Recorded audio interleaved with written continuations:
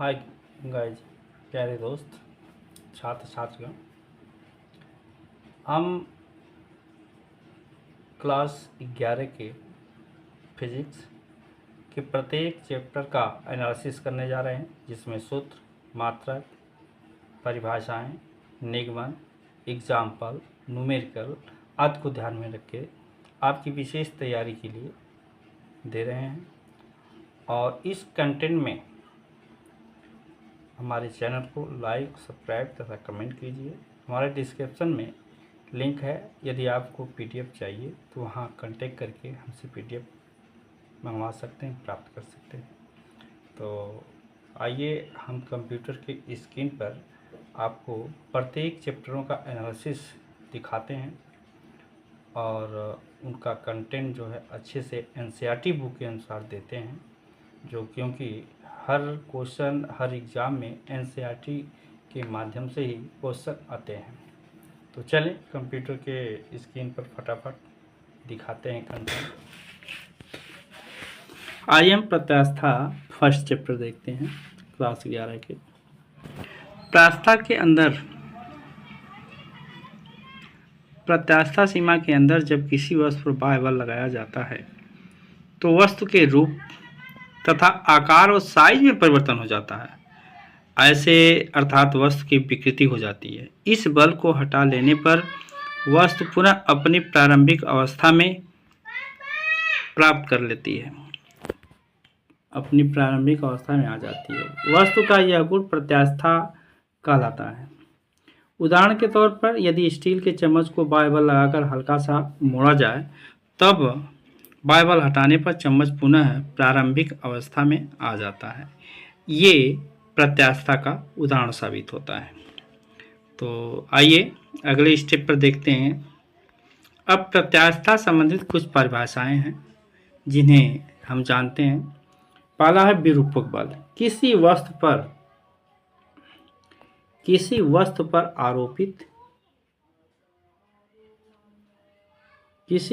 आरोपित वह बाह्य बल जिसके कारण वस्तु के आकार और आकृति या दोनों में परिवर्तन हो जाता है, वह विरूपक बल कहलाता है। प्रत्यास्था आता है। प्रत्यास्था वस्तु का वह गुण है जिसके कारण वस्तु बाह्य बल का विरोध करती है तथा बाह्य बल हटा लेने के पश्चात अपनी प्रारंभिक अवस्था में आकार और आकृति में धारण कर लेती है। ये प्रत्यास्था गुण कहलाता है। तो विरूपक बल और प्रत्यास्था में काफ़ी अंतर है।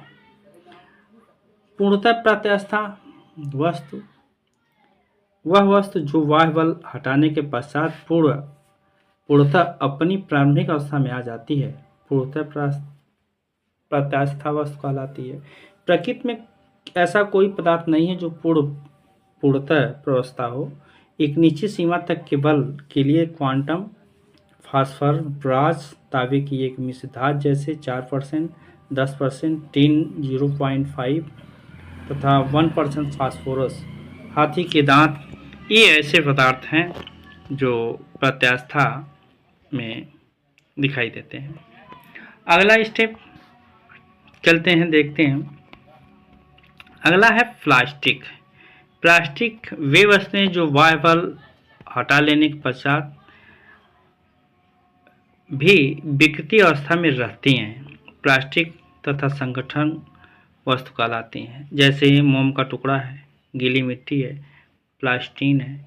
ऐसे पे बल लगा देने पर, छोड़ देने के बाद, वह बाह्य बल हटा लेने के पश्चात किसी भी विकृति अवस्था में रहती हैं। कहने का साबित यह हुआ कि वह उस अवस्था में रहती हैं। ऐसे को हम प्लास्टिक वस्तु कहलाते हैं, अर्थात सुसघट्य वस्तु कहते हैं।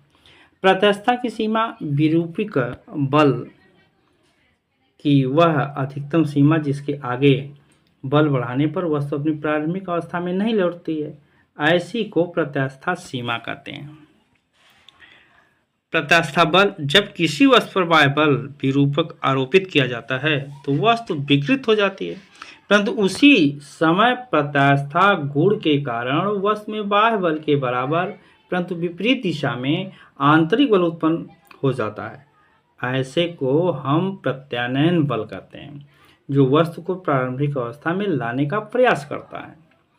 तो किसी वस्तु पर बल लगाकर वह पुनः पहली अवस्था में लाने का जो प्रयत्न करता है उसे हम प्रत्यानयन बल कह सकते हैं। सीधी सी प्रश्न। अगला स्टेप में आता है आणविक मॉडल के से प्रत्यास्था की व्याख्या। प्रत्येक ये निम्न है, जैसे देखते हैं, प्रत्येक पदार्थ अणुओं से मिलकर बना होता है। ठोस के अणु आंतर आणविक बलों के कारण अपनी निश्चित स्थितियां में रहते हैं, जबकि ठोस पदार्थ के दो अणु के मध्य लगने वाला बल का मान शून्य होता है। उनके मध्य की दूरियों को साम्य कहते हैं। जबकि दूसरी पॉइंट है, जब अणुओं के मध्य की दूरी साम्य दूरी से अधिक होती है तब अणुओं के मध्य आकर्षण बल कार्य करता है, जबकि अणुओं के मध्य की दूरी साम्य दूरी से कम होती है तब अणुओं के मध्य प्रतिकर्षण बल कार्य करता है। इसी प्रकार ठोस पदार्थ के अणु आंतरिक बलों द्वारा इस प्रकार व्यवस्थित रहते हैं जैसा कि उन्हें स्प्रिंग द्वारा जोड़ा जाता है। यह मॉडल सबसे पहले रॉबर्ट हुक ने दिया था। तो इसे आणविक मॉडल से प्रत्यास्था की व्याख्या साबित होती है। आइए अगले स्टेप पर हम चलते हैं। विकृति, प्रतिबल या विकृति। प्रतिबल क्या है? साम्य अवस्था में वस्तु के एकांक अनुप्रस्थ काट के क्षेत्रफल पर कार्य करने वाले आंतरिक प्रतिक्रिया बल प्रत्यानयन बल या प्रतिबल कहते हैं, जो मीटर स्क्वायर माना जाता है। प्रतिबल वस्तु के अनुप्रस्थ काट के एकांक क्षेत्रफल पर लग रहे बल के बराबर होता है। प्रतिबल बराबर प्रत्यानयन बल बटा क्षेत्रफल, अर्थात आपका थीटा बराबर एफ बटा ए, जहाँ सिग्मा से प्रदर्शित किया जाता है। प्रतिबल का मात्रक न्यूटन प्रति मीटर स्क्वायर होता है। बीमा इसकी जो है m पावर 1 l माइनस 1 और t माइनस 2 से गिना जाता है। तो ये विकृति बल और प्रतिबल की परिभाषा रही। आइए हम देखते हैं अगला स्टेप में अनुदैर्ध्य प्रतिबल। अनुदैर्ध्य प्रतिबल, जब प्रतिबल वस्तु की सतह के लंब रूप होता है तो उसे अनुदैर्ध्य प्रतिबल कहते हैं। वस्तु के एकांक क्षेत्रफल पर कार्यरत प्रत्यानयन बल को अनुदैर्ध्य प्रतिबल कहते हैं। यह मात्र ठोसों में ही पाया जाता है, जिसमें F/A माने बल बटा क्षेत्रफल होता है। जब वस्तु की लंबाई चौड़ाई से उसकी कोई एक बीमा अन्य दो से अधिक हो तब उत्पन्न प्रतिबल अनुदैर्ध्य प्रतिबल होता है। यह बल दो प्रकार का होता है, तन्य प्रतिबल और दूसरा जो है तन्य प्रतिबल। वस्तु की लंबाई में वृद्धि होने से उत्पन्न अनुदैर्ध्य प्रतिबल को तनन प्रतिबल कहते हैं, जबकि वस्तु की तनित अवस्था में एकांक क्षेत्रफल पर कार्यरत प्रत्यानयन बल को तनन प्रतिबल कहते हैं, जैसे यफ आपके चित्र के माध्यम से दिखाया गया है। ये बाह्य बल और इस बल को। संपीड़ितम बल, वस्तु की लंबाई में कमी, संपीड़ितम प्रतिबल वस्तु की लंबाई में कमी होने पर उत्पन्न अनुदैर्ध्य प्रतिबल को संपीड़ितम प्रतिबल कहते हैं। वस्तु की संपीड़ितम अवस्था में एकांक क्षेत्रफल पर कार्यरत प्रत्यानयन बल को संपीड़ित प्रतिबल कहते हैं। आइए चलते हैं अगले स्टेप पर, देखते हैं आयतन प्रतिबल अर्थात जलीय प्रतिबल। जब अधिक दाब से किसी द्रव के अंदर एक ठोस गोल रखा जाता है तो वह सभी ओर से समान रूप से संपीड़ित हो जाता है। द्रव द्वारा लगाया गया बल पिंड के पृष्ठ के प्रत्येक बिंदु पर अविलंब दिशा में कार्य करता है। ऐसी स्थिति में पिंड को जलीय संपीड़ित की स्थिति में कहा जाता है। पिंड के अंदर आंतरिक प्रत्यानयन बल उत्पन्न हो जाता है, जो द्रव द्वारा लगाए गए बलों के बराबर तथा विरोधी होते हैं। इस स्थिति में पिंड के एकांक क्षेत्रफल पर आंतरिक प्रत्यानयन बल को जलीय प्रतिबल या आनयन प्रतिबल कहते हैं। आइए आयतन प्रतिबल के बाद आता है अपरूपण या स्पर्शी प्रतिबल। जैसे एक बुक पर हाथ रखने पर स्पर्श होता है। जब किसी वस्तु पर बाह्य बल आधार को स्थिर रखते हुए उसकी सतह के समांतर लगाया जाता है तो समांतर फलकों के बीच सापेक्ष विस्थापन हो जाता है। ऐसे प्रतिरोपित स्पर्शी बलों के कारण एकांक क्षेत्रफल पर उत्पन्न प्रतिबल को अपरूपण या स्पर्शीय बल कहा जाता है। इसके कारण किसी वस्तु की आकृति में परिवर्तन या ऐंठन उत्पन्न होती है। इसे आयतन स्थिर कहते हैं। दाब और प्रतिबल में यह सदैव क्षेत्रफल के लंबवत होता है, जबकि यह लंबवत और स्पर्शी होता है। चलें आगे देखते हैं। विकृति। बाह्य बलों के कारण किसी वस्तु की प्रति एकांक बीमा में परिवर्तन को विकृति कहते हैं।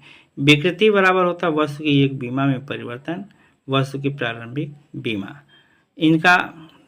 इस विकृति का कोई मात्रक नहीं होता है। विकृति 3 प्रकार की होती है: अनुदैर्ध्य विकृति, आयतन विकृति और रूपण विकृति। अब आइए तीनों विकृति के विषय में जानते हैं। बाह्य बल के प्रभाव में किसी वस्तु की एकांक लंबाई में उत्पन्न परिवर्तन को अनुदैर्ध्य विकृति कहते हैं, जबकि अनुदैर्ध्य विकृति बराबर वस्तु की लंबाई में परिवर्तन बटा वस्तु की प्रारंभिक लंबाई डेल्टा एल बटा एल।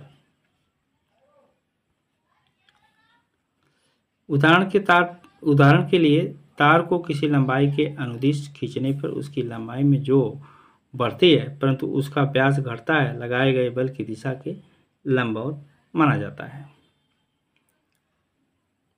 आइए, एकांक लंबाई में होने वाले परिवर्तन को पार्श्विक विकृति भी कहा जाता है। चलिए, विकृति, अनुदैर्ध्य विकृति, तीनों विकृति हो गए। आ गया समझ में? चलें आगे हम चलते हैं। अनुदैर्ध्य विकृति बाह्य बल के प्रभाव में किसी वस्तु की एकांक लंबाई में उत्पन्न परिवर्तन को अनुदैर्ध्य विकृति कहते हैं। अनुदैर्ध्य विकृति वस्तु की लंबाई डेल्टा एल बटा ए होती है। आयतन विकृति। आयतन विकृति में बाह्य बल के प्रभाव में किसी वस्तु के एकांक आयतन में उत्पन्न परिवर्तन को आयतन विकृति कहते हैं। आयतन विकृति बराबर वस्तु के आयतन में परिवर्तन डेल्टा वी बटा वस्तु का प्रारंभिक आयतन वी, जहां ऋण बिंदु चिन्ह आयतन में कमी को व्यक्त करता है। ठोस तथा द्रवों में आयतन विकृति बहुत कम होती है, परंतु गैसों में बहुत अधिक होता है। अब रूपण विकृति। यदि किसी वस्तु की सतह के समांतर बल लगाया जाए जिसके कारण वस्तु की आकृति रूप में परिवर्तन और रूपण विकृति हो जाता है, जैसे आयतन लंबाई में परिवर्तन। जिस तरह से ये इमेज में आपको विकृति दिखाया गया है। ये tan theta sine theta cos theta सूत्र इसका रखा जाता है, जो क्षेत्रफल पर टेन बराबर डेल्टा एक्स बटा एल माना जाता है। अगला स्टेप है हुक का नियम। इसलिए नियमानुसार प्रत्यास्थता की सीमा में प्रतिबल उत्पन्न विकृति के समानुपाती होता है, जो हुक के नियम का पालन होता है, जिसमें प्रतिबल विकृति बटा नियतांक ई। प्रतिबल, ये आपका फिगर दिखाया गया है, प्रतिबल ऊपर होता है, विकृति नीचे होती है। नियतांक ई से प्रत्यास्थता गुणांक कहा जाता है। सिग्मा बराबर ई सिग्मा, जबकि ढाल बराबर टेन थीटा प्रतिबल बटा विकृति अर्थात प्रत्यास्थता गुणांक का मात्रक माना जाता है। आता है भंगुर पदार्थ। जिन पदार्थों में बीडी के मध्य प्लास्टिक क्षेत्र बहुत अधिक होता है वे प्रत्यास्थता की सीमा पार करते ही टूट जाते हैं, जैसे कांच, उच्च कार्टून, स्टील आदि। ये जो है भंगुर के उदाहरण माने जाते हैं। तन्य। जिन पदार्थों की प्लास्टिक पराशय अधिक होती है वे आसानी से किसी भी प्रकार में परिवर्तित किए जा सकते हैं, वह इनके पतले तार भी खींचे जा सकते हैं। उदाहरण के लिए शीशा, तांबा, चांदी, प्लेटिनम आदि एग्जाम्पल हैं तथा इन्हें इस तरह से प्रदर्शित किया जाता है। अगला स्टेप आता है तन्यता के बाद प्रत्यास्थता गुणांक की बात आती है। प्रत्यास्थता सीमा के अंतर्गत प्रतिबल या विकृति के अनुपात को प्रत्यास्थता का गुणांक कहते हैं। प्रत्यास्थता सीमा में प्रतिबल विकृति आरेख एक सीधी रेखा प्राप्त होता है जिसका ढाल प्रत्यास्थता गुणांक को व्यक्त करता है, इसलिए यह ढाल प्रदर्शित किया जाता है। कैपिटल ई प्रत्यास्थता गुणांक होता है मात्रक n/m² अर्थात n में। प्रत्यास्थता गुणांक किन बातों पर निर्भर करता है? प्रत्यास्थता गुणांक इसका मान पिंड के पदार्थ की प्रकृति और उसे विकृत करने की विधा पर निर्भर करती है। पॉइंट 1। पॉइंट 2 में इसका मान पिंड के ताप पर निर्भर करता है। पॉइंट 3 इसका मान पिंड की विमाओं, लंबाई, आयतन पर निर्भर करता है तथा इसका मान प्रतिबल और विकृति पर निर्भर नहीं करता है। यंग प्रत्यास्थता गुणांक, आयतन प्रत्यास्थता गुणांक और रूपक प्रत्यास्थता, ये 3 भागों से गिना जाता है। आयतन प्रत्यास्थता गुणांक प्रत्यास्थता सीमा में आयतन प्रतिबल तथा आयतन विकृति के अनुपात को पदार्थ का आयतन प्रत्यास्थता गुणांक कहते हैं। आयतन प्रत्यास्थता गुणांक बराबर आयतन बटा आयतन विकृति अर्थात F/A/ΔV/V, अर्थात कह सकते हैं B बराबर -PV/ΔV। संपीड़ितम K बराबर 1/B माना जाता है। ये सूत्र है। अब इसके बाद आता है अस्वरूपण प्रत्यास्थता गुणांक। प्रत्यास्थता सीमा में अवरूपण प्रतिबल तथा अवरूपण विकृति के अनुपात को पदार्थ का अवरूपण दृढ़ता गुणांक कहते हैं। अवरूपण प्रत्यास्थता गुणांक का सूत्र होता है F/A/φ, ये सूत्र माना जाता है अर्थात G बराबर F/A ΔX/L अर्थात G बराबर F/L/A होता माना जाता है।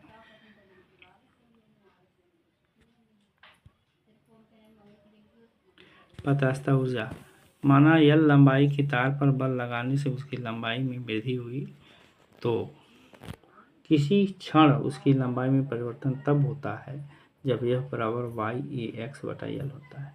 माना इस लंबाई में dx की वृद्धि की जाती है तो dW बराबर होता है F/dx अर्थात YAXL/dx। यदि O से L की वृद्धि में किया गया कार्य प्रत्यास्थता स्थिति ऊर्जा के लिए तुल्य होता है तो V बराबर W समाकलन ΔL/0 VAX/L dx। ये समाकलन करने पर दोनों ओर समाकलन का मान 0 रखने पर ये जो है